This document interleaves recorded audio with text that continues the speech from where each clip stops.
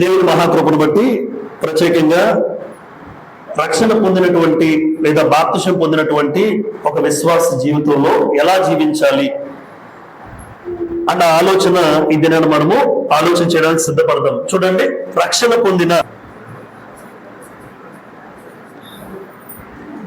చాలా ప్రాముఖ్యమైనది. ఈరోజు ఇది రక్షణ పొందిన కిరణ్కి మాత్రమేనా మనకు కూడా ఉపయోగపడుతుంది అంటారా? ఖచ్చితంగా. ఎందుకంటే ఈరోజు ఈ పాఠం పూర్తయ్యేసరికి మన జీవితాల్లో కూడా నేను రక్షణ పొందుకున్నాను, ఆ పొందుకున్న రక్షణ కొనసాగిస్తున్నానా లేదా అన్న విషయం అర్థమవుతుంది. కాబట్టి అందరూ జాగ్రత్తగా ఈ యొక్క తరగతిని మనం ఆలోచించడానికి సిద్ధపడదాం. చూడండి, బాప్తిస్మానికి రక్షణకు తేడా ఏంటంటే, బాప్తిస్మం అనగానే బాప్తిసం పొందిన వ్యక్తి రక్షణలోకి ప్రవేశిస్తాడు. ఇప్పుడు ఇంజనీరింగ్ లోకి వెళ్ళాలనుకోండి, 4 సంవత్సరాల కోర్సు ఉంటుంది. ఇంజనీరింగ్ పూర్తి చేయాలంటే ఎంసెట్ ఎగ్జామ్ రాస్తాడు. ఇప్పుడు ఎంసెట్ ఎగ్జామ్ రాసిన తర్వాత ఇందులో ప్రవేశిస్తాడు, ఇంజనీరింగ్ లోకి.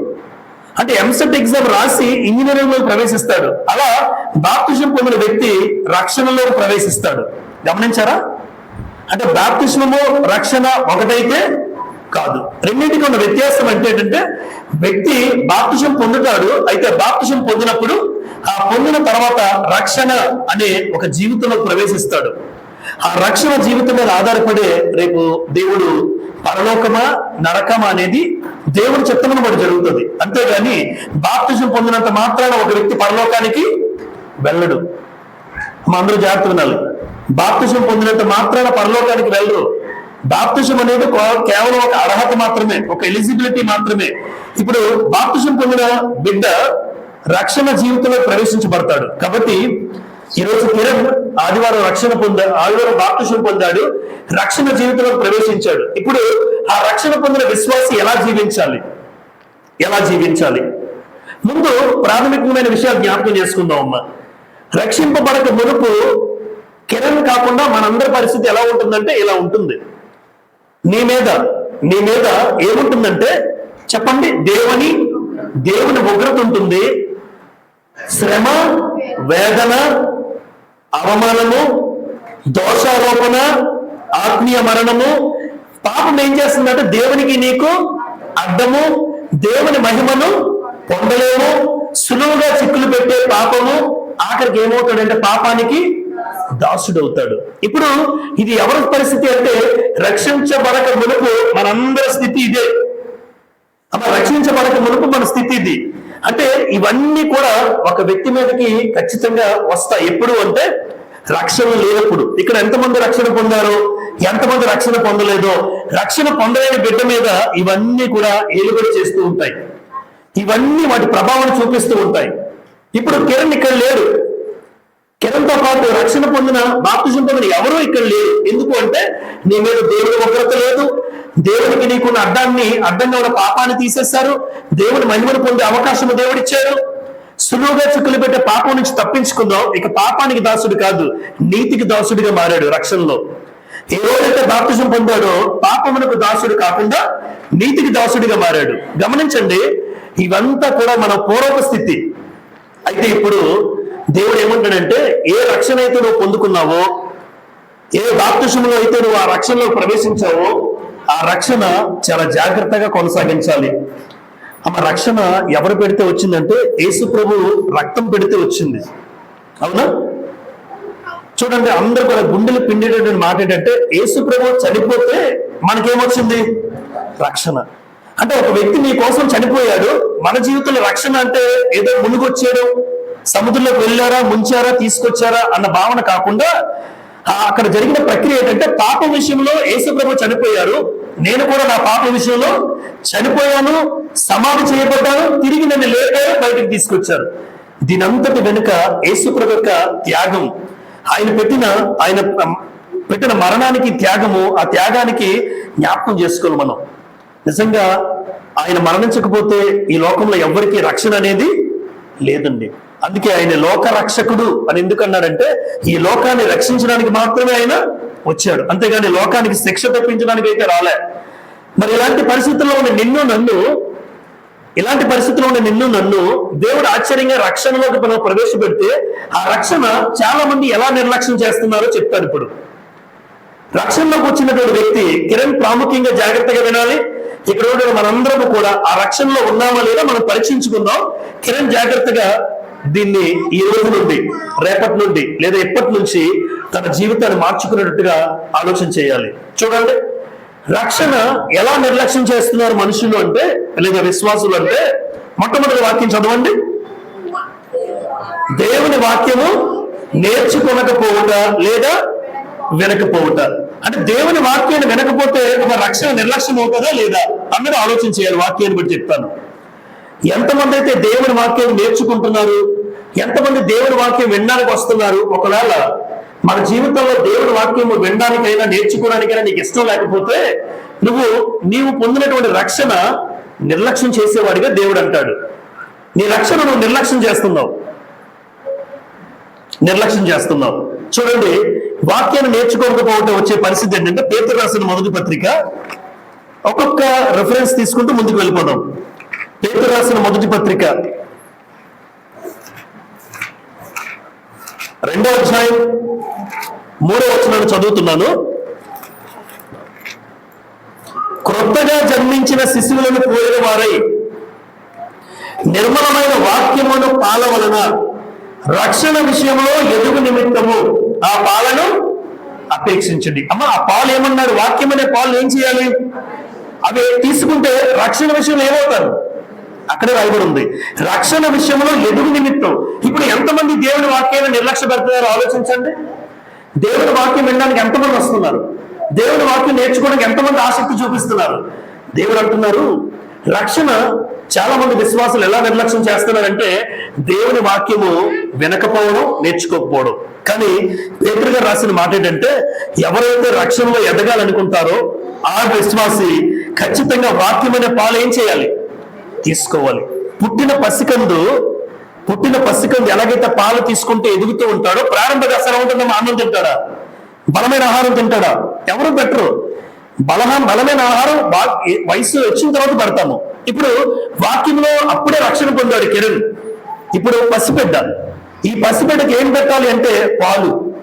ఆ వాక్యం అనే పాలులో కిరణ్ నువ్వెంతగా ఎదుగుతూ ఉంటావో, ప్రతిరోజు నువ్వు వాక్యాన్ని చదవడం, ప్రార్థనా సమయంలో వాక్యం వినడం, వాక్యాన్ని నేర్చుకోవడం, ఇలా ఎంతమంది అయితే దేవుని వాక్యము నేర్చుకుంటూ వింటూ ఉంటారో ఆ వ్యక్తి రక్షణను కొనసాగిస్తున్నట్టు.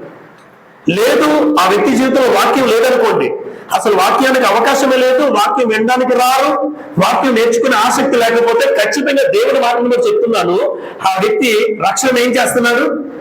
నిర్లక్ష్యం చేస్తున్నాడు. ఒప్పుకోవాలి. అది ఎవరు విన్నా వినకపోయినా ఒప్పుకోవాలి. ఎందుకంటే ఇది నా మాట కాదు. దేవుని వాక్యం నేర్చుకోకపోయినా వినకపోయినా ఆ వ్యక్తి నిర్లక్ష్యం చేస్తూ ఉన్నాడు. హెబ్రీ పత్రిక 5వ అధ్యాయం, హెబ్రీలకు రాసిన పత్రిక 5వ అధ్యాయం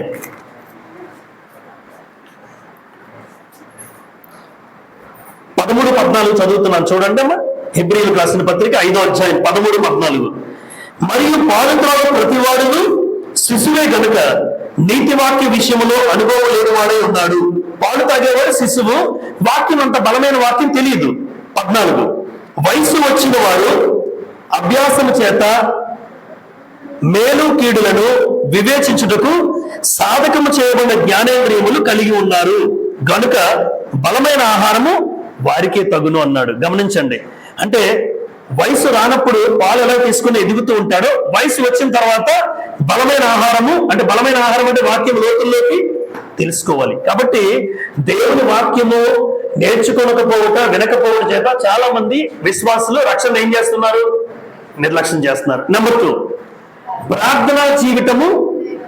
ప్రార్థనా జీవితము లేకపోవట చేత. ఈరోజు ప్రార్థనా జీవితం లేకపోతే ఖచ్చితంగా ఆ వ్యక్తి తన యొక్క రక్షణ ఏం చేస్తాడమ్మా?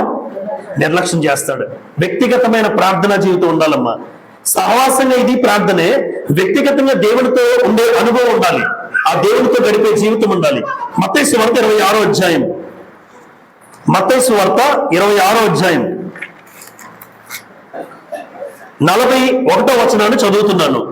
మత్తయి సువార్త 26:41లో, మీరు శోధనలో ప్రవేశించకుండానట్లు మెలకువగా ఉండి ప్రార్థన చేయుడి, ఆత్మ సిద్ధమే గాని శరీరము బలహీనమని పేతురుతో చెప్పి అన్నాడు. అంటే శోధనలో ప్రవేశించకుండానట్లు మెలకువగా ఉండి ఏం చేయమంటున్నారు? ప్రార్థన. ఇప్పుడు రక్షణ పొందుకున్న కిరణ్ ని అపవాది ఖచ్చితంగా శోధించడానికి అవకాశం ఉంది. యేసు ప్రభువు బాప్తిజం పొందిన తర్వాత యోర్దాను నదిలోంచి యేసు ప్రభువు బాప్తిజం ఇచ్చి యోహాను చేత బాప్తిజం పొందిన తర్వాత ఇలా బయటకు వచ్చారో లేదో అపవాది శోధించారా? శోధించారు. ఇప్పుడు రక్షణ పొందినటువంటి ఆ బిడ్డ విషయంలో కూడా అపవాది ఇబ్బందులకు గురి చేసే పరిస్థితులు ఏర్పడతాయి. అయితే ఆ పరిస్థితి నుంచి తాను ఎలా కోలుకోగలడు, ఎలా లేవగలడు అంటే ఒకే ఒక ఆయుధం, అది ప్రార్థన. అందుకే మీరు శోధనలో పడుకున్నట్లు మెలకువగా ఉండి ప్రార్థన. వ్యక్తిగతంగా ప్రార్థన నాన్న నీకు అవసరం. ఆ వ్యక్తిగత ప్రార్థన నీకుంటే అపవాది ఏమీ చేయలేడు. ఆ ప్రార్థనా జీవితం లేకపోవడం చేత ఎవరైతే క్రైస్తవులు అయినప్పటికీ కూడా రక్షణ జీవితం నిర్లక్ష్యం చేస్తున్నవారే. ఇక్కడ ఎంతమంది ప్రార్థన చేసుకునే అనుభవం ఉంది? వ్యక్తిగతంగా ఎవరికి వాళ్ళు అనుకోండి. ఉదయాన్నే లేచి మీరు ఏ సమయం నిర్ణయించుకుంటున్నారో నాకు తెలియదు, కానీ ఒక సమయంలో నేను దేవుడితో గడుపుతున్నాను. అది అరగంటో, గంటో, పావుగంటో, ఎంతసేపు అలా దేవుడితో నేను ఎప్పుడు లేదండి. ఉదయం చాలా మంది 7కి 8కి లెగిస్తారండి, భయంకరం. ఏంటి ప్రార్థనా జీవితం లేకపోతే జీవితంలో దేవుడి కార్యాలు చేసేస్తారమ్మా? ఎప్పుడు జరగవు. శోధనలు ఎక్కువ అవుతూ ఉంటాయి. నువ్వు శోధనలను తప్పించుకోవాలి అంటే ప్రార్థనా జీవితం ఖచ్చితంగా ఎవరికైనా ఉండాలి, నాతో సహా. మీరు ఎన్ని గొప్ప కార్యాలు చేయండి, సంఘానికి రోజు రండి. సంఘానికి రోజు వచ్చినా వ్యక్తిగతంగా దేవుడితో గడిపే అనుభవం నాకు ఉండాలి. ఈరోజు ప్రార్థన అంటే ఊపిరి లాంటిది అంటారు, నిజమే. ప్రార్థనా జీవితం లేకపోతే ఆ వ్యక్తి మరణించిన వారితో సమానమండి. ప్రార్థన అంటే దేవునితో నువ్వు మాట్లాడడం, వాక్యము దేవుడు నీతో మాట్లాడడం. కాబట్టి రెండు పక్కల రెండు కళ్ళు అవసరం అంటారా మనిషికి? 2 కళ్ళు అవసరం. ఎంత వాస్తవమో వాక్యము ప్రార్థన అంతే అవసరం ఒక క్రైస్తవ జీవితానికి. అసలు ఆ ప్రార్థనా జీవితమే లేకపోతే ఆ వ్యక్తి జీవితంలో ఒడిదుడుకులు, సమస్యలు, బాధలు, శ్రమలు, వేదనలు ఎన్ని వచ్చినా తట్టుకునే శక్తిని దేవుడు ఇవ్వాలి అంటే ఖచ్చితంగా వ్యక్తిగతమైన ప్రార్థన ప్రతి వ్యక్తికి అవసరం. ఏంటి మార్క్స్ వార్త 1:35 ఏముంటుందంటే, మార్క్స్ వార్త 1:35 యేసు ప్రభువు పెందలకడ లేచి అరణ్య ప్రదేశానికి వెళ్ళి చాలా చీకటిగా ఉండగానే తెల్లవారి పెందలకడ లేచి అరణ్య ప్రదేశానికి వెళ్ళి ప్రార్థన చేస్తూ ఉండే అలవాటు ఉంది ఎవరికి? యేసు దేవుని కుమారుడికే ప్రార్థన అవసరమైతే ఈరోజు ఆ దేవుని కుమారుడి ద్వారా పొందుకున్న రక్షణ పొందిన నేను నా రక్షణ జీవితాన్ని కొనసాగించాలంటే ఎంత ప్రార్థనలో ఉండాలి నేను? ఖచ్చితంగా రోజులో ఎన్ని పనులు చేయట్లేదమ్మా? అన్ని పనులు చేస్తున్నాం. తింటున్నామా? తినడానికి సమయం ఉంది, పడుకోవడానికి సమయం ఉంది, స్కూల్కి వెళ్ళడానికి సమయం ఉంది, నీ పనులన్నీ చేసుకోవడానికి సమయం ఉంది. మరి ప్రార్థన కూడా నువ్వు ఖచ్చితంగా ఒక సమయం, ఒక టైం టేబుల్ కేటాయించుకోవాలి. వాక్యం చదవడానికి ఒక సమయం, ప్రార్థన చేసుకోవడానికి సమయం ఖచ్చితంగా ప్రతి క్రైస్తవుడికి ఉండాలి. లేదు అంటే రక్షణ జీవితం ఏమవుతుంది? నిర్లక్ష్యం అవుతుంది. నెంబర్ 3, ఆరాధనను నిర్లక్ష్యం చేయక చేత ఒక వ్యక్తి జీవితంలో ఆరాధన నిర్లక్ష్యం చేస్తే ఆ వ్యక్తి రక్షణ జీవితంలో పడిపోయినట్టు.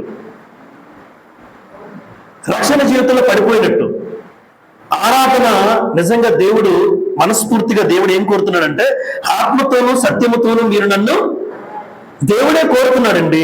యోహాను సువార్త 4:24 చూడండి. 23 చదువుతున్నాను. అయితే యథార్థముగా ఆరాధించేవారు ఆత్మతోనూ సత్యముతోనూ తండ్రిని ఆరాధించే కాలం వచ్చుచున్నది, అది ఇప్పుడును వచ్చేయున్నది. తన్ను ఆరాధించేవారు అట్టివారే కావాలని తండ్రి కోరుచున్నాడు. అమ్మ, ఆరాధన కోరుకునే వాళ్ళు ఎవరు? తండ్రి. ఇప్పుడు దేవుడే ఆరాధన కోరుకుంటే రక్షణ పొందిన నువ్వు ఆరాధనకు రాకపోతే, ఇక్కడ కాకపోతే ఎక్కడైనా ఖచ్చితంగా నువ్వు ఆరాధనలో ఉండాలి. అప్పుడు దేవుడు అనుకుంటాడు పొందిన ఆరాధన లేదా పొందిన రక్షణ బట్టి ఆరాధన ఎప్పుడు నిర్లక్ష్యం చేయకండి. ఎక్కడ ఎవరైనా బ్రతుకున్నంత కాలం ఒకవేళ నీకు బాగోలేక బెడ్ మీద హాస్పిటల్లో ఉంటే తప్ప, నాన్న కిరణ్ బెడ్ మీద హాస్పిటల్లో ఉంటే తప్ప నువ్వైనా నేనైనా ఆరాధనకు నేను రాలేను. కానీ బ్రతుకున్నంత కాలం, నా కాళ్ళు చేతులు ఆడుతున్నంత కాలం ఖచ్చితంగా నేను ఎక్కడో దగ్గర ఆరాధనకు ఉండాలి. ఆరాధన ఎప్పుడూ నా జీవితంలో నిర్లక్ష్యం చేయకూడదు. ఎందుకు అంటే ఆరాధన కోరుకున్నవాడు తండ్రి. ఆరాధన కోరుకున్న తండ్రి ఈ రోజు నువ్వు పొందుకున్న రక్షణ ఆయన కుమారుడి చేత పొందుకుంటే ఆరాధన ఆయన కోరుతున్నాడు. అందుకే దేవుడు ఆత్మ కనుక ఆయన ఆరాధించేవారు ఆత్మతోనూ సత్యముతోనూ ఆరాధించాలి. హెబ్రీయులకు రాసిన పత్రిక 10వ అధ్యాయం హెబ్రీయులకు రాసిన పత్రిక 10వ అధ్యాయం 24, 25 చదువుకుందాం. కొందరు మానుకొనుచున్నట్టుగా చూసారా, సమాజముగా కూడుట మానక ఒకరినొకడు హెచ్చరించుచు ఆ దినము సమీపించుట మీరు చూచిన కొలది మరి ఎక్కువగా అలాగ చేయొచ్చు. కాబట్టి కొందరు మానేస్తారమ్మా, మానరా? దేవుడికి తెలిసింది. కొందరు మానుకొనుచున్నట్టుగా మీరైతే ఏం చేయొద్దు. నా సలహా ఏంటంటే, రక్షణ పొందుకున్నావు కాబట్టి, దేవుని కృపను బట్టి నా చేతుల మీదుగా దేవుడు అవకాశం ఇచ్చాడు కాబట్టి, ఎవరైతే రక్షణ పొందుకున్న ఆ బిడ్డను బట్టి నేనేమంటానంటే, ఎప్పుడూ నీ జీవితంలో ఆరాధన మానకూడదు, ఆరాధన నిర్లక్ష్యం చేయకూడదు. ఆరాధన మానితే నీ రక్షణ జీవితం నిర్లక్ష్యం చేసిన వాడితో సమానం. అందుకే కొందరు మానేస్తారు. అయితే దేవుడు అంటున్నాడు, కొందరు కొనుచున్నట్టుగా సమాజముగా కూడుట మానక. సమాజముగా కూడుట ఎప్పుడు మానకూడదు. అది రక్షణ కొనసాగించే వ్యక్తి యొక్క మంచి ఆలోచన. లేదు, ఆరాధన ఎప్పుడు చులకనగా నువ్వు తీసుకుంటే పర్వాలేదులో ఒక ఆదివారం అనుకుంటే నీ రక్షణ జీవితంలో నువ్వు పడిపోయిన వాడితో సమానం. నువ్వు పడిపోయావు. నంబర్ 4, క్రీస్తు శరీరములో లేదా సంఘములో అవయవముగా పనిచేయకపోవట చేత. ఒక సంఘములో నువ్వు చేర్చబడ్డావు. ఈ రోజున సంఘంలో ఒక అవయవంగా కిరణ్ మార్చబడ్డాడు అంటే, అమ్మ శరీరంలో అవయవాలన్నీ పనిచేస్తాయా, ఏమైనా రెస్ట్ తీసుకుంటాయా? శరీరంలో అవయవాలన్నీ పనిచేస్తాయి, అప్పుడే శరీరానికి ఆరోగ్యం. ఇప్పుడు ఏదో ఒక అవయవం పోయిందనుకోండి, చూడండి, కిడ్నీ పాడైపోతే ఆ వ్యక్తి చాలా ఇబ్బంది పడుతూ ఉంటారు, మనం చూస్తాం. అంటే ఇప్పుడు ఏ అవయవం పాడైపోయింది? అమ్మ కిడ్నీ పాడైపోయింది. కిడ్నీ పనిచేయడం మానేస్తే ఆ వ్యక్తిలో మార్పులు వచ్చాయా? ప్రాణం మీదకి వచ్చింది. కొన్ని రోజుల్లో ప్రాణం కూడా పోయే పరిస్థితులు ఏర్పడుతూ ఉంటాయి. కిడ్నీ పనిచేయకపోతే, ఇప్పుడు సంఘానికి వచ్చిన ఒక అవయవం పనిచేయకపోతే ఆ వ్యక్తికి మంచిదా కాదా మీరు ఆలోచించండి. కిడ్నీ పనిచేయకపోతే వ్యక్తికి అనారోగ్యం, భవిష్యత్తులో ప్రాణం పోయే పరిస్థితి. కానీ సంఘంలో ఒక వ్యక్తి రక్షణ ఎలా కొనసాగించాలంటే, ఎప్పుడు కూడా నాకు ఏ పని ఇస్తారు, చాపలు వేయగలనా, అందరికన్నా ముందొచ్చి కుర్చీలు వేయగలనా, ఆ కుర్చీలు ఏమైనా గుడ్డతో నేను తొడవగలనా, నాకు వచ్చింది. అలా చేయడం వల్ల ఏమవుతుందంటే, ఒక అవయవం సంఘంలో పనిచేస్తూ ఉంటే, శరీరంలో అవయవం పనిచేస్తే నీకు ఆరోగ్యం వచ్చినట్టుగా సంఘంలో ఒక అవయవంగా మారిన నువ్వు ఏ రోజైతే రక్షణ పొందావో ఒక అవయవంగా మార్చబడితే ఆ అవయవం పనిచేస్తూ ఉండాలి. ఏదో ఒక పని, నాకున్న దాంట్లో ఏదో ఒక పని, ఆడ మగ తేడా లేదండి, ఎవరైనా పని చేయాలి. ఎందుకు అంటే, నువ్వు క్రీస్తు శరీరం అనే సంఘంలో ఎవరివై ఇప్పుడు ఒక అవయవం. శరీరంలో అవయవాలు పనిచేస్తే బాగుంటుందని మీరంటే అది ఎంత వాస్తవమో, సంఘములో అవయవాలు పనిచేస్తే అది నీ ఆత్మీయతకు క్షేమం, అది నీ రక్షణ జీవితానికి మంచిది, క్షేమం అది. కాబట్టి శరీరంలో ఒక అవయవంగా పనిచేయాలి. ఎఫెస్సీ పత్రిక 4వ అధ్యాయంలో చూస్తామని మీ మాట.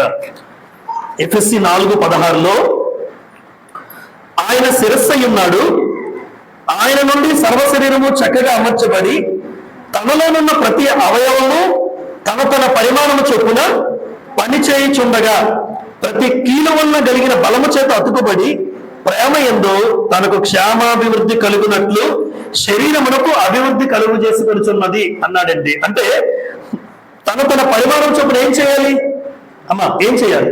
పని చేయాలి.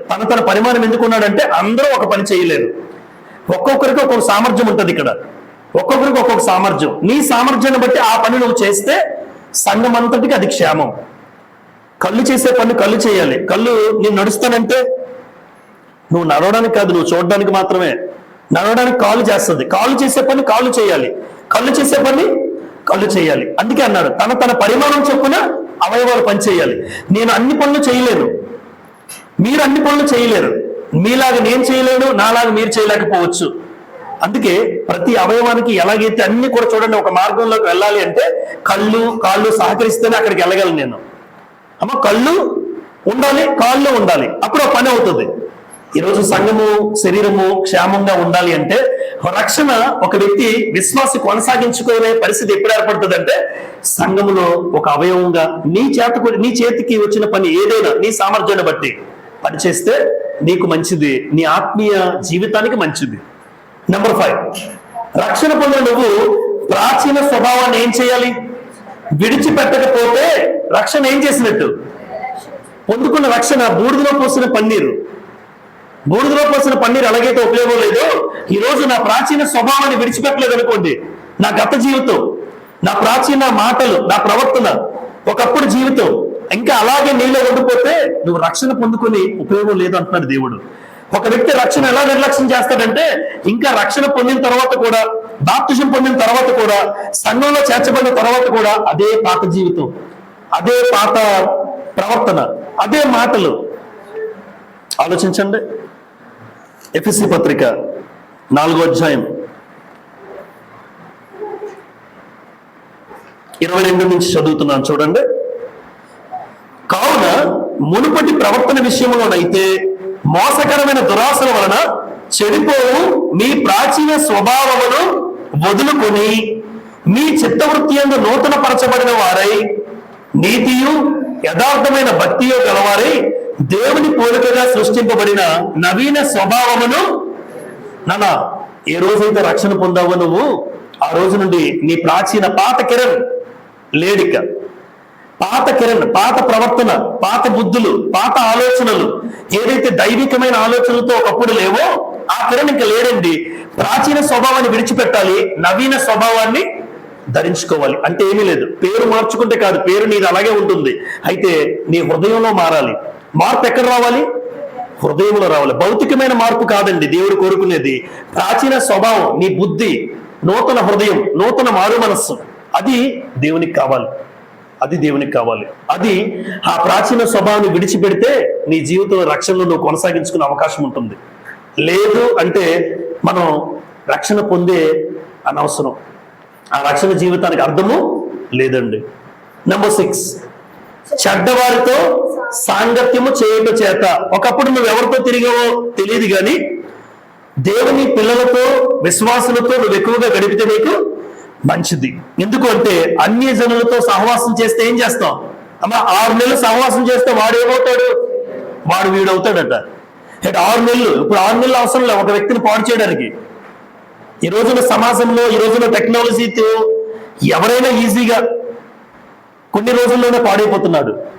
పాత సామెత 6 నెలలు సహవాసం చేస్తే అన్నాడు. కానీ జాగ్రత్త, నీ సహవాసము, అందుకే కదా కొరింథీ పత్రిక ఏమంటారు 15:33లో, 1 కొరింథీ 15:33లో దుష్ట సాంగత్యము మంచి నడవడికను చెరుపుతుంది. దుష్ట సాంగత్యం, నువ్వెంత మంచోడువైనా నువ్వు చెడ్డవారితో, దేవుడు ఏమంటాడంటే చెడ్డవారితో కనుక నువ్వు తిరిగితే, చెడ్డవారితో నువ్వు సాంగత్యం చేస్తే రక్షణ ఏం చేసినట్టు అమ్మ? ఏం చేసినట్టు? నిర్లక్ష్యం చేసినట్టు. జాగ్రత్తగా, చెడ్డవారు నీకు తెలుస్తుందో తెలీదా అమ్మా? ఒక వ్యక్తి చెడ్డవాడు లేదు నీకు తెలీదా? ఖచ్చితంగా తెలుస్తుంది. ఈ రోజు పిల్లలు ఎలాగున్నారంటే చెడు అని తెలిసినా కూడా చెడు దగ్గరికి వెళ్తున్నారు. అరే వాళ్ళు చెడ్డవాళ్ళు, అమ్మాయి చెడ్డ పనులు చేస్తుంది, ఆ అబ్బాయి చెడ్డ పనులు చేస్తున్నాడు, తల్లిదండ్రులకు వ్యతిరేకంగా ఉన్నారు, తల్లిదండ్రులకు తెలియకుండా తిరుగుతున్నారు. అలాంటి వాళ్ళకు దూరంగా ఉండాలని నీకు తెలీదా? తెలుసు. కానీ అలాంటి వాళ్ళతో నువ్వు సహవాసం చేస్తున్నావు అంటే, చెడ్డవాడితో సాంగత్యం చేస్తున్నావు అంటే రక్షణ అనేది నువ్వు పొందుకున్న ఆ రక్షణ నీ జీవితంలో నిర్లక్ష్యం చేస్తున్న వాడివి. ఎప్పుడు కూడా నీ సహవాసము విశ్వాసులు, ఎవరితో కలవాలి? విశ్వాసులతోనే. అందుకే పౌలు ఏమంటారమ్మా? చీకటికి వెలుగుకు ఏం పొత్తు? చీకటికి వెలుగుకు పొత్తు ఉండదు. ఎందుకంటే రాత్రి వచ్చిందంటే వెలుగు ఉండదు. ఇప్పుడు రేపు ఉదయాన్నే వెలుగు వస్తుంది, చీకటి ఉండదు. చీకటికి వెలుగుకు పొత్తు ఉండదు. నీతికి దుర్నీతికి ఏమి సాంగత్యం?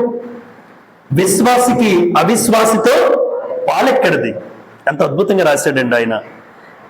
నువ్వు అలా ఉన్నావు అంటే, చెడ్డవాడితో సాంగత్యం చేస్తున్నావు అంటే నీ రక్షణ నిర్లక్ష్యం చేస్తున్న వాడితో సమానం. అందుకే పాత నిబంధనలో ఒక సామెత ఉంటుంది, ఎద్దును గాడిదని కలిపి దున్నకూడదట అని రాశారు ద్వితీయోపదేశ కాండంలో. ఎద్దు గాడిద, ఎద్దుకి ఇంకేముండాలి? పక్కన ఇంకో ఎద్దు ఉండాలి. ఎద్దును గాడిదని కలిపి దున్నొద్దు అంటాడు. జీవితంలో కూడా వివాహం చేసుకునేటప్పుడు ఎద్దుకి ఎద్దే జత కలపాలి. ఎద్దుకి గాడిదకి పెళ్లి చేస్తామేంటి? విశ్వాసతోనే పెళ్లి చేయాలి. అందుకే ఆ సాంగత్యం మీకు బలపడుతుంది. చివరిగా ధనాపేక్షకు లోనగుట చేత. అమ్మ, ధనం వస్తుంటే, ఈ ధనం వచ్చిన ప్రాబ్లమే. సమస్య ఏంటంటే ధనం రక్షణ నిర్లక్ష్యం చేయకూడదు ఎప్పుడు కూడా. లూకాసు వార్త 8వ అధ్యాయం,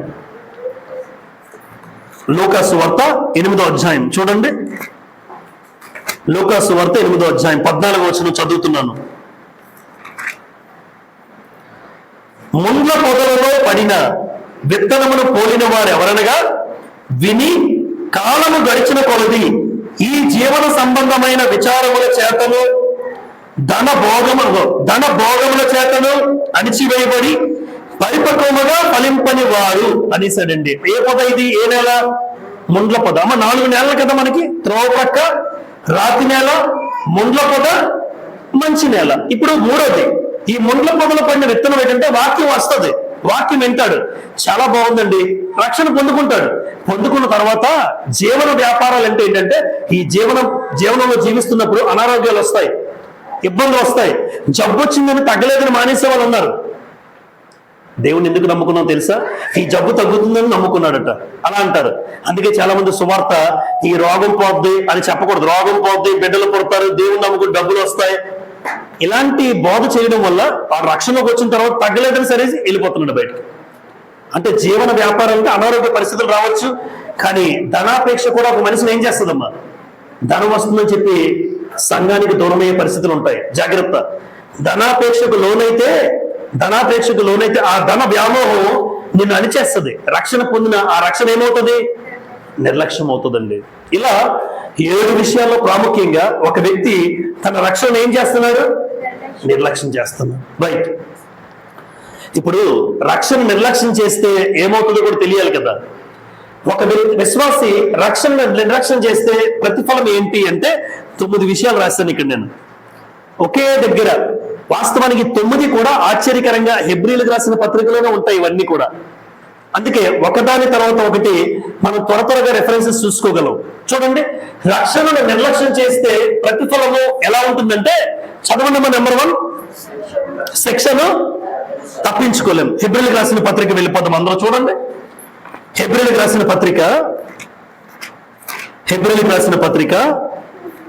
2వ అధ్యాయం 3 చదువుకుందాం. ఇంత గొప్ప రక్షణను మనము నిర్లక్ష్యము చేసిన ఎడల అన్నాడమ్మా లేదా? ఎంత గొప్ప రక్షణ. ఎందుకు ఇంత గొప్ప రక్షణ అంటే ఒక వ్యక్తి ప్రాణం పెడితే వచ్చింది కాబట్టి. ఏంటి నా కోసం ఎవరైనా ప్రాణం పెడతారేంటి? ఇక్కడ పెట్టలేరు. నా కోసం ఎవరు ప్రాణం పెడతారు అంటే ప్రాణం పెట్టాడంటే ఆ రక్షణకి ఎంత విలువ ఇవ్వాలి, ఎంత గొప్ప రక్షణ. అందుకే ఏమన్నాడు ఇక్కడ? ఎంత గొప్ప రక్షణను మనము నిర్లక్ష్యము చేసిన ఎడల ఎలాగ తప్పించుకుందాము అన్నాడు. అంటే ఎలాగ తప్పించుకున్నామని అంటే అర్థం ఏంటి? సెక్షన్ తప్పించుకోలేవు. ఈరోజు ఎంతమంది రక్షణ పొందుకున్న తర్వాత నిర్లక్ష్యం చేస్తున్నారో జాగ్రత్త అమ్మా. ఈరోజు కిరణ్కే కాదు, ఈ పాఠం మనందరికీ కూడా. రక్షణ పొందుకున్న నేను ఇలా నిర్లక్ష్యం చేస్తే, ఆ రక్షణ నిర్లక్ష్యం చేస్తే ప్రతిఫలం ఏంటంటే నువ్వు శిక్షణ ఏం చేస్తావు? శిక్షణ మనం తప్పించుకోలేము. ఆ భయంకరమైన శిక్ష మనం తప్పించుకోలేము. అందుకే ఎంత గొప్ప రక్షణ మీరు నిర్లక్ష్యం చేసిన ఎడల మీరు ఎలా తప్పించుకుంటారు అనుకుంటున్నారు? తప్పించుకోలేరు. మొట్టమొదటిది. నెంబర్ 2 చదవండి. విశ్వాసం లేని 3వ అధ్యాయం 12వ వచనం. సహోదరులారా, జీవము గల దేవుని విడిచిపోనట్టి విశ్వాసము లేని దుష్ట హృదయము మీలో ఎవని ఎందైనా ఒకవేళ ఉండవేమో అని జాగ్రత్తగా చూచుకోండి అన్నాడు. అంటే రక్షణ నిర్లక్ష్యం చేస్తే ఏ హృదయం వస్తుంది వ్యక్తిలోకి? ఏ హృదయం? దుష్ట హృదయం. మొట్టమొదటిగా శిక్షణ తప్పించుకోలేము. విశ్వాసం లేని దుష్ట హృదయం. దుష్టుడు వచ్చేస్తాడు నీలోకి. ఎప్పుడైతే నువ్వు ఇలా లేవో, ఈ రక్షణ నిర్లక్ష్యం చేసావో, రక్షణ నిర్లక్ష్యం చేస్తే దుష్టుడు నీలోకి వస్తాడు, దుష్ట హృదయం నీకు వస్తుంది. ఇది రెండోది. నెంబర్ 3, విశ్రాంతిలో నువ్వు ప్రవేశించలేవు. ఒక రోజున యేసుక్రీస్తు 2వ రాకడ వచ్చినప్పుడు మనందరినీ కూడా ఆ 2వ రాకడలో ఎత్తబడాలి. ఎత్తబడినప్పుడు ఆ విశ్రాంతి దేవుడు మనందరికీ అనుగ్రహిస్తాడు. ఆ విశ్రాంతి నువ్వు ప్రవేశించాలి అంటే రక్షణ ఏం చేయకూడదు? నిర్లక్ష్యం చేస్తే ప్రవేశించవు. హెబ్రీ 4:1 ఆయన యొక్క విశ్రాంతిలో ప్రవేశించుదమని వాగ్దానం ఇంకా నిలిచి ఉండగా మీలో ఎవరైనాను ఒకవేళ ఆ వాగ్దానం పొందకుండా తప్పిపోనేమో అని ఏముండాలి? భయం అన్నాడు. చూస్తారమ్మా, ఈరోజు ఎంతమంది ఉన్నాం మనం? కొంతమంది అయినా మన జీవితంలో రక్షణ కనుక నిర్లక్ష్యం చేస్తే విశ్రాంతిలో ప్రవేశించలేవు. అందుకే నీకేముండాలంటున్నారు? భయం. ఒకవేళ ఎవరైనా మనలో ఆ వాగ్దానం పొందకుండా తప్పిపోతానేమో ఏముండాలి? ఎందుకంటే నేను చనిపోయినా, యేసుక్రీస్తు రాకడొచ్చినా నేను ఎత్తబడాలి. నేను దేవుని సముఖానికి వెళ్ళాలి, ఆ విశ్రాంతి నేను పొందుకోవాలి అన్న ఆలోచనతోనే మనం రక్షణ పొందుకున్నాం. కాబట్టి విశ్రాంతిలో నువ్వు ప్రవేశించలేవు. ఎప్పుడు భయము కలిగి ఈ లోకంలో నువ్వు పొందుకున్న రక్షణ కొనసాగించకపోతే ఎట్టి పరిస్థితుల్లో విశ్రాంతిలో ఎవరూ ప్రవేశించలేరు. దేవుడు అంటున్నాడు, దేవుడిచ్చే ఆ గొప్ప విశ్రాంతి మనం చేరుకోవాలి అంటే ఒకవేళ నీ జీవితంలో ఆ వాగ్దానం పొందకుండా తప్పిపోతావేమోనని భయముతో నీ జీవితంలో రక్షణ విషయంలో నువ్వు కొనసాగాలి. నెంబర్ 4 చూడండి, నూతన పరచుట అసాధ్యం అన్నాడు. హెబ్రీ పత్రిక 6వ అధ్యాయం వెళ్ళిపోదాం. 6వ అధ్యాయం 4 నుండి చదువుతాం. ఒకసారి వెలిగింపబడి పరలోక సంబంధమైన వరమును రుచి చూచి పరిశుద్ధాత్మలో పాలివారై దేవుని దివ్య వాక్యమును రాబో యుగ సంబంధమైన శక్తుల ప్రభావము అనుభవించిన తరువాత తప్పిపోయిన వారు తమ విషయంలో దేవుని కుమారుని మరలా సిలువ వేయచ్చు బాహాటముగా ఆయన అవమానపరచుచున్నారు గనుక మారు మనస్సు పొందినట్లు అట్టి వారిని మరలా నూతన పరచుట అసాధ్యం అన్నాడండి. అమ్మా, ఒకసారి వెలిగింపబడి, చూడండి అందరూ, ఒకసారి వెలిగింపబడ్డావు. ఈరోజు కిరణ్ వెలిగింపబడ్డా? ఇక్కడ ఉన్నటువంటి మనందరం ఒక్కొక్క సమయాల్లో వెలిగింపబడ్డాం. మరి వెలిగింపబడిన నేను మరలా ఏం చేయకూడదమ్మా? పాపం చేయకూడదు. ఒకవేళ మరలా నువ్వు నీ జీవితంలో పాపం చేస్తున్నావు రక్షణ పొందుకున్న తర్వాత అంటే యేసు ప్రభువును మరలా రెండోసారి నువ్వేం చేస్తున్నట్టు? ఎంత దారుణం! యేసు ప్రభువును ఒకసారి సిలువ వేసిన రోమా సైనికులు భయంకరంగా చిత్రహింసలు పెట్టి చంపేశారు ఆయన్ని. అయితే ఒకసారి సిలువ వేయడమే, ఆ వీడియో చూస్తున్నప్పుడు అందరికీ కన్నీళ్ళు వచ్చాయి. కన్నీళ్ళు రాని మనిషి ఎవడు ఉండడు. భయంకరంగా చిత్రహింసలు పెట్టి కొడుతూ ఉంటే, మాంసబుద్ధులు కింద పడుతూ ఉంటే ఆ వేదన చూస్తుంటే కన్నీరు ఎవరికి ఆగవు. ఆ సిలువ బలియాగం, ఆ సిలువ బలియాగంలో ఇప్పుడు మరలా నువ్వు పాపం చేస్తున్నావు అంటే, రక్షింపబడిన తర్వాత బాప్తిజం పొందిన తర్వాత ప్రతి మనిషి పాపం చేస్తున్నాడు అంటే అర్థం ఏంటంటే యేసు ప్రభువును మరలా నిలువుగా రెండోసారి నువ్వు సిలువ వేస్తున్నావు. ఆ మాట అనడానికి బాధాకరంగా ఉంది. యేసు ప్రభువును మరలా రెండోసారి ఎవరు సిలువ వేయకూడదు. మరలా పాపం చేస్తున్నావు అంటే నిన్ను నూతన పరచుట ఇంకా నువ్వు మారవు. ఈడు మారదు. ఎందుకంటే వెలిగింపబడ్డావు, వెలిగింపబడిన మరలా నువ్వు చీకటిలోకి వెళ్ళిపోతున్నావు. ఆ చీకటి కార్యాలు చేస్తున్నావు, ఆ పాప పనులు చేస్తున్నావు అంటే నిన్ను నూతన పరచుట అసాధ్యం. నెంబర్ 5 అక్కడే 8వ వచనం చదువుదాం. 6:8 అయితే మంద తుప్పలను గచ్చ తీగలను దాని మీద పెరిగిన ఎడ్ల అది పనికిరానిదని విసర్జింపబడి శాపము పొందదగిన గదులు తుదకది కాల్చివేయబడును. అంటే రక్షణ నిర్లక్ష్యం చేసిన వాడు ఏమవుతాడు? ఖచ్చితంగా. చూడండి, భయంకరంగా ఉన్న మాటలు మనం క్యాజువల్ గా తీసుకుని ఎన్నిసి వెళ్ళిపోకూడదు. నూతన పరచుట మారడు అని ఎప్పుడైతే అసాధ్యం అన్నాడు దేవుడు, అలాంటి వ్యక్తి ఏమవుతాడు? కాల్చివేయబడతాడు. ఇప్పుడు నరకంలో ఏముంటుంది? మా కూలింగ్ ఉంటుందా? Air coolers. నిత్యము దండన, అగ్ని దండన, అగ్నితో కాలుస్తూ ఉంటాడు, కాల్చివేయబడుతుంటావు, యాతన పడుతుంటావు, వేదన. ఆ పొగలతో కాలుతూ ఉంటే నువ్వు కాల్చివేయబడే పరిస్థితి. ఎప్పుడు? రక్షణ ఏం చేస్తే? నిర్లక్ష్యం చేస్తే. నెంబర్ 6 దండనకి ఏమన్నాడు? 10వ అధ్యాయం హెబ్రీ పత్రిక 10వ అధ్యాయం 29 ఇట్లుండగా దేవుని కుమారుని పాదములతో త్రొక్కి తాను పరిశుద్ధపరచబడ్డ సాధనమైన నిబంధన రక్తమును అపవిత్రమైనదిగా ఎంచి కృపకు మూలముగా ఆత్మను తిరస్కరించిన వాడు ఎంత ఎక్కువైన దండనకు పాత్రుడిగా ఎంచబడని మీకు తోచును అన్నాడు. అంటే ఎంత ఎక్కువైన ఏమొస్తుంది? దండన, శిక్ష ఎంతగా ఉంటాడంటే, అమ్మ పాపం చేసిన వాడంటే దేవుని కుమారుని మరలా పాదాలతో తొక్కినట్టట. ఊహించండి ఆ బాధ. యేసు ప్రభువును నువ్వు పాదాలతో తొక్కినట్టు. ఆ మాట వింటుంటే ఎలా ఉంది మీకు? నా కాళ్ళతో నేను యేసు ప్రభువును తొక్కినట్ట. మరి పాపంలో బ్రతుకుతూ ఉంటే యేసు ప్రభు రక్తం తీసుకుంటున్నావా? తీసుకుంటారు ప్రతి ఆదివారం. అది తాగుతూ కూడా పాపం ఎలా చేస్తున్నారు? అది తీసుకుంటూ పాపం చేస్తున్నావు అంటే యేసు ప్రభువుని నీ కాళ్ళతో నువ్వు తొక్కినట్లు. అంతకన్నా మహాపాపం ఉంటే ఆ వ్యక్తి దండనకు ఏమవుతాడు? గొప్ప దండన, మహాదండనకు పాత్రుడు, అర్హుడు. కాబట్టి యేసు ప్రభువుని పాదాలతో తొక్కే పరిస్థితి. నెంబర్ 7 ఎప్పుడైతే ఆ పరిస్థితికి వచ్చేసాడో 10:31 ఉంటుంది అక్కడ మాట చూడండి. జీవము గల దేవుని చేతిలో పడుట అమ్మ ఏంటి? జీవము గల దేవుని చేతిలో పడుట భయంకరం. ఎందుకు అంటే ఏ వ్యక్తి అయితే రక్షణ నిర్లక్ష్యం చేశారో ఆ రక్షణ నిర్లక్ష్యం చేస్తే వచ్చే ప్రతిఫలం నువ్వు దేవుని చేతిలో వెళ్ళిపోతావు. దేవుని చేతిలో పడుట భయంకరం అన్నాడు. భయంకరం. హెబ్రీయులకు రాసిన పత్రిక 12వ అధ్యాయం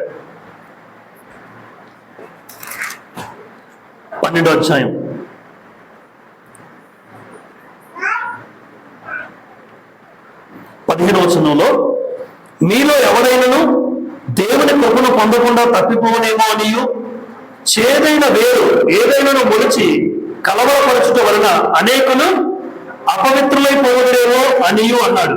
అంటే మీలో ఎవరైనాను దేవుని కృపను ఎవరు తప్పిపోతారు? ఎవరైతే రక్షణ నిర్లక్ష్యం చేస్తారో ఏం పొందుకోలేరు వారు?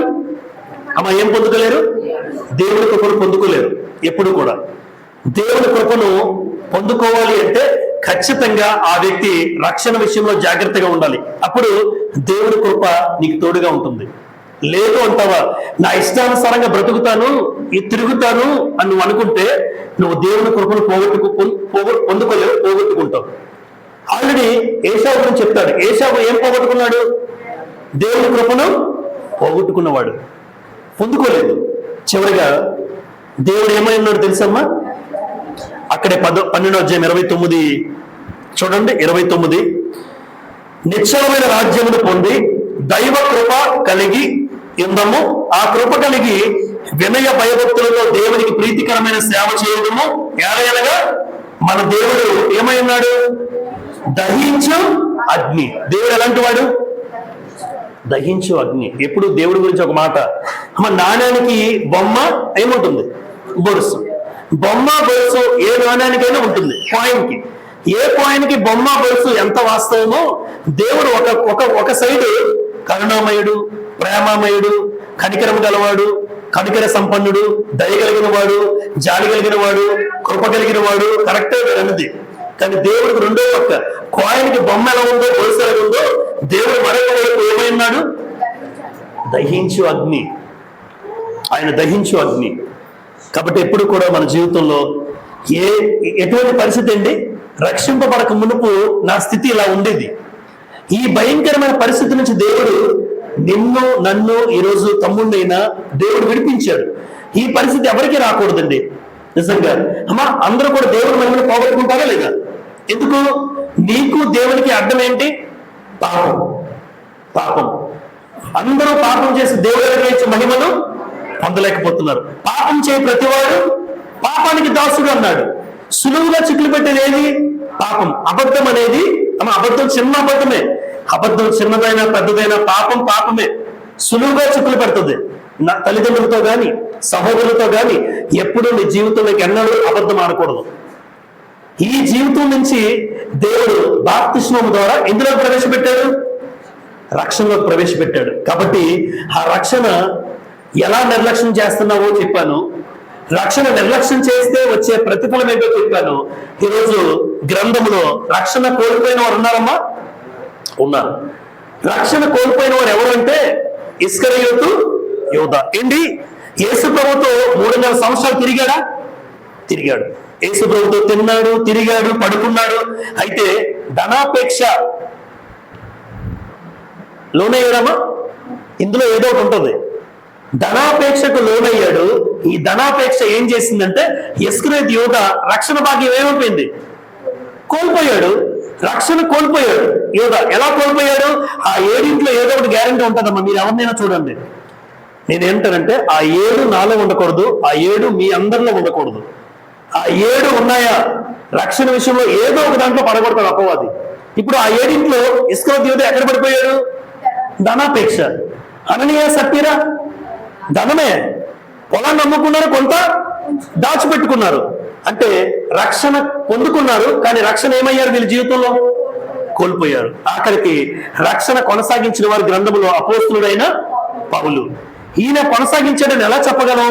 తిమోతికి రాసిన 2వ పత్రిక చూడండి. తిమోతికి రాసిన 2వ పత్రిక 4వ అధ్యాయం. 2వ తిమోతి 4వ అధ్యాయం 7వ వచనము 8వ వచనము చదువుదాం. మంచి పోరాటము పోరాడితిని, నా పరుగు కడముట్టించితిని, విశ్వాసము కాపాడుకుంటుని, ఇక మీదట నా కొరకు నీతి కిరీటం ఉంచబడి ఉన్నది. ఆ దినమందు నీతి గల న్యాయాధిపతి అయిన ప్రభు అది నాకు మాత్రమే కాకుండా తన ప్రత్యక్షతను అపేక్షించే వారికి అందరికీ అనుగ్రహిస్తాడు. అది ఎలా చెప్పగలడమ్మా? విశ్వాసము మంచి పోరాటం అంటే అపోస్తలుడైన పౌలు తన జీవితంలో మంచి పోరాటం పోరాడాడు. అంటే రక్షణ కొనసాగించాడా లేదా? కొనసాగించాడు. రక్షణ కోల్పోయారు, సగం వరకు వచ్చారు, కోల్పోయారు. ఈరోజు ఈ మాటలు ఎంతమంది అయితే ఈ మైక్ ద్వారా ఇక్కడ విన్నారో మీరందరూ, మనం రక్షణ కోల్పోకూడదమ్మా. సగం దూరం ప్రయాణించావా, జాగ్రత్త, ఇంకా నువ్వు కొనసాగించాలి.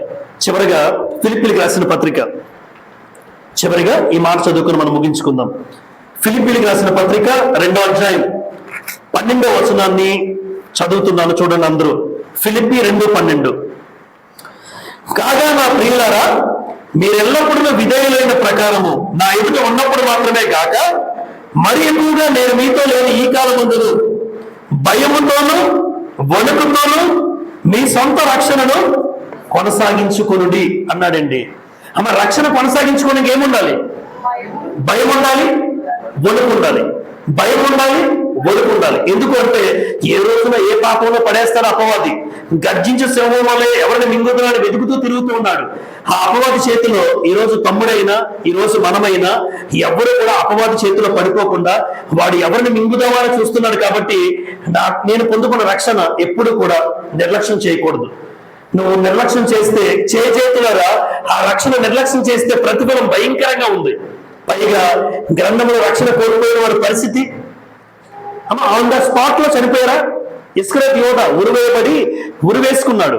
పేగులు తల కిందగా పడితే పేగులు పగిలి బయటికి చచ్చాడు. భయంకరమైన చావు. ఎందుకంత భయంకరమైన చావు?